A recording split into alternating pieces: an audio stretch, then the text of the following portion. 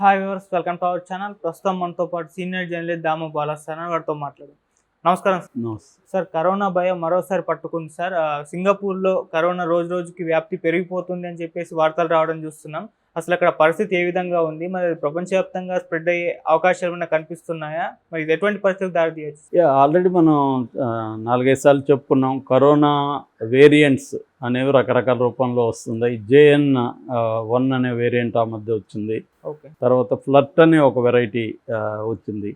ఈ వేరియంట్లో కూడా మళ్ళీ సబ్ వేరియంట్స్ ఉన్నాయి. ఈ ఫ్లర్ట్లోనే సబ్ వేరియంట్స్ ఉన్నాయి. ఓకే. ఆ సబ్ వేరియంట్లో మెయిన్గా ఏమంటే 3 రకాల వేరియంట్స్ ఉన్నాయి. ఒకటి P1 వేరియంట్, రెండోది P2 వేరియంట్, మూడోది KG1 వేరియంట్. ఇప్పుడు సింగపూర్లో ఏంటంటే పెద్ద ఎత్తున కేసులు కనిపిస్తున్నాయి. అది ప్రధానంగా KP1, KP2 వేరియంట్స్. ఈ KP1, KP2 వేరియంట్స్ ఎక్కువగా సింగపూర్లో కనిపిస్తున్నాయి. ఇది కూడా ఫ్లర్ట్ లోని సబ్ వేరియంట్స్ అని చెప్తున్నారు. So for example Singapore April last వారంలో 13,700 కేసులు బయటకు వచ్చాయి. అదే మే నెక్స్ట్ వీక్కి అది దాదాపు డబుల్ అయిపోయింది. 21,900, 13,700 నుంచి 25,900కి జంప్ అయింది 1 వీక్లో. అంటే 90% హైక్ కేసులు పెరిగాయి. అయితే ఇది అప్సెల్గా వస్తుంది, ఇంకా అనప్సెల్గా 50,000 నుంచి 1,00,000 కూడా ఉండొచ్చు అనేది కూడా ఒక అంచనా అన్నమాట సింగపూర్లో. అంటే ఈ మధ్యకాలంలో ఏ దేశంలో కూడా ఇన్ని కేసులు ఒక్కసారిగా within the short span of time రావడం జరగలేదు. అందుకని సింగపూర్ గవర్నమెంట్ కొంత ఆందోళన చెందుతుంది. దీన్ని క్లోజ్గా మానిటర్ చేయాలని చెప్తుంది. So Singapore home minister, health minister Ong Ye Kung దీని మీద ఒక డీటెయిల్ ప్రకటన ఇచ్చారు. అది ఇప్పుడు పాపులర్గా ఇంటర్నెట్లో వెళ్తుంది. ఆయన ఏం చెప్పారంటే మన ఈ 2 వేరియంట్స్ కూడా దీన్ని WHO కూడా క్లోజ్లీ మానిటర్ చేయమనింది. అంటే అబ్జర్వ్ చేయండి, అదేమీ కన్సర్న్ పుట్టించేంత ప్రమాదకరంగా అయితే లేదు, కానీ క్లోజ్గా దాన్ని అబ్జర్వ్ చేయాలి, క్లోజ్లీ మానిటర్ అని WHO చెప్పింది. సో మనం దీన్ని అబ్జర్వ్ చేయాలని చెప్తున్నారు. అయితే దీంట్లో పాజిటివ్ అంశం ఏంటంటే హాస్పిటల్లో చేరే వాళ్ళ సంఖ్య మరీ విపరీతంగా పెరగట్లేదు.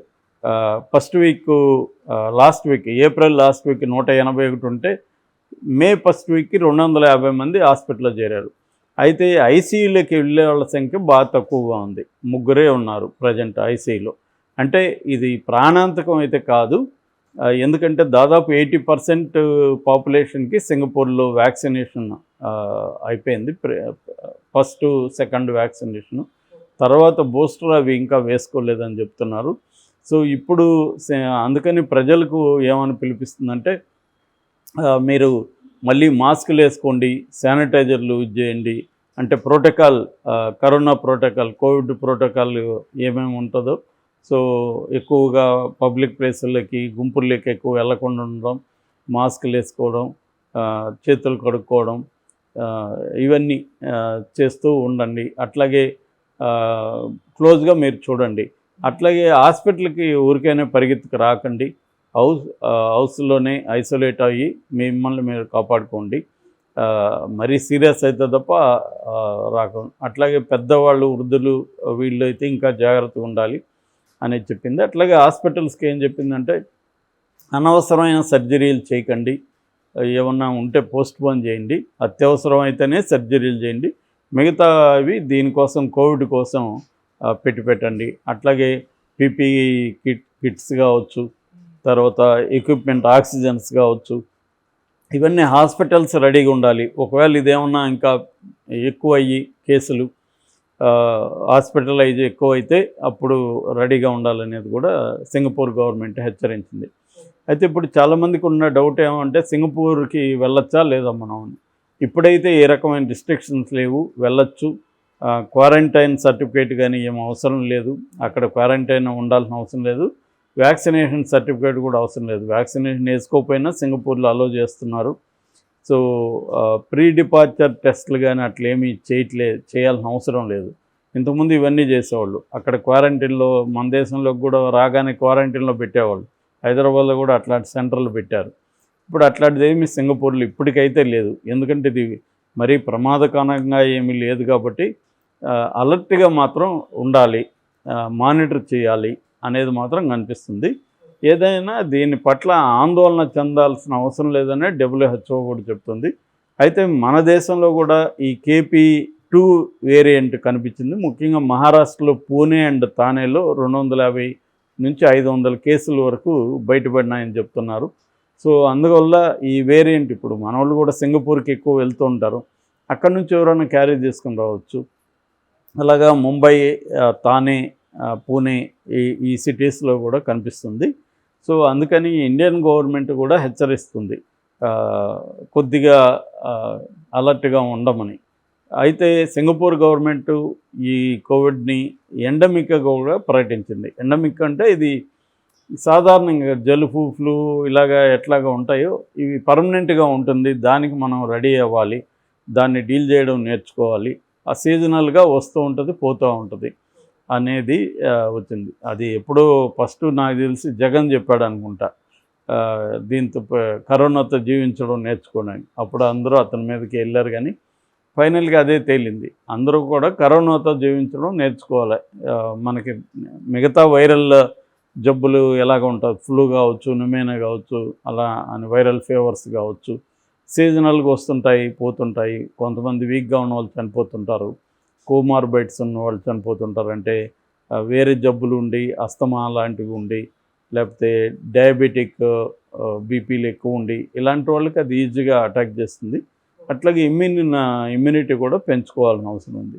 సో మన సింగపూర్ నుంచి భయపడాల్సిన అవసరం లేదు, కానీ మనం కూడా కొంత జాగ్రత్తగా ఉండడం, అనవసరమైన వ్యవహారాల్లోకి వెళ్లకుండా ఉండడం, కొంత మళ్ళీ పబ్లిక్ ప్లేస్లోకి వెళ్తున్నప్పుడు మాస్కులు వాడడం, ఇవన్నీ చేయాలి. లేకపోతే ఇది ఇక్కడ కూడా స్ప్రెడ్ అయ్యే అవకాశం ఉంది. ప్రధానంగా ఏజ్డ్ వాళ్ళతో మేజర్ ప్రాబ్లం. అందుకని గవర్నమెంట్స్ కానీ, WHO కానీ, వరల్డ్లో ఉండే CDC లాంటి సంస్థలు, అంటే డిసీజ్ కంట్రోల్ సంస్థలు, centre for the disease control, అమెరికాలో ఇది చాలా ఇంపార్టెంట్ ఆర్గనైజేషన్, వీళ్ళందరూ కూడా ఈ KP1, KP2 ఈ వేరియంట్స్ మీద, అట్లాగే ఫ్లట్ అనే వేరియంట్, ఫ్లట్లో సబ్ వేరియంట్స్ ఇవి, ఈ KP1, KP2 అనేవి. సో ఈ ఫ్లట్లో రకరకాల వేరియంట్స్ ఉన్నాయని చెప్తున్నారు, సబ్ వేరియంట్స్. సో అందువల్ల దీని మీద మానిటరింగ్ అనేది వరల్డ్ హెల్త్ ఆర్గనైజేషన్ గట్టిగా చేస్తుంది. బట్ సింగపూర్లో మాత్రం పెరుగుతున్నాయి. కొద్దిగా అలర్ట్గా అయితే ఉండాల్సిన అవసరం సింగపూర్ ఉంది. మనకు కూడా మనం వెళ్ళేటప్పుడు సింగపూర్కి మనం కూడా అక్కడ ఏవైతే గవర్నమెంట్ జాగ్రత్తలు చెప్తుందో మనం వెళ్ళినా కూడా అక్కడ మాస్కులు వేసుకోవడం, మన వాళ్ళు అక్కడ శానిటైజర్స్ వాడడం, చేతులు కడుక్కోవడం, అనవసరంగా పబ్లిక్ ప్లేసులకి గుంపుల్లోకి ఎక్కువ వెళ్ళకుండా ఉండడం, ఇవన్నీ ఉండాలి. ఎవరికైనా వీక్గా ఉన్న వాళ్ళు అయితే ఇంకా ఎక్కువ జాగ్రత్తలు తీసుకోవాలి. కొంతకాలం వెళ్ళకుండా ఉంటే కూడా మంచిదేమో, ఎందుకంటే వీక్గా ఉన్న వాళ్ళని, ముఖ్యంగా ఏజ్డ్ పీపుల్కే అది అటాక్ అయ్యే అవకాశం ఈజీగా ఉంటుంది.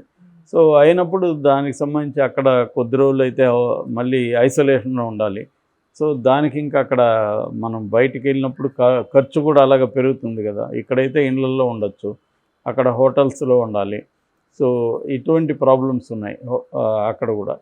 సో అందుకని మన గవర్నమెంట్ అయితే దీని మీద ఏమీ ఒక హెచ్చరిక ఏమీ చేయలేదు, కానీ ప్రజలను అయితే అలర్ట్గా ఉండమని చెప్తుంది. హెల్త్ డిపార్ట్మెంట్కి సంబంధించిన నివేదికలు, హెచ్చరికలు ఏమున్నాయంటే కొద్దిగా జాగ్రత్తగా ఉండండి అనేది చెబుతున్నాయి. దీని మీద భయపడిపోవాల్సిన అవసరం అయితే లేదు.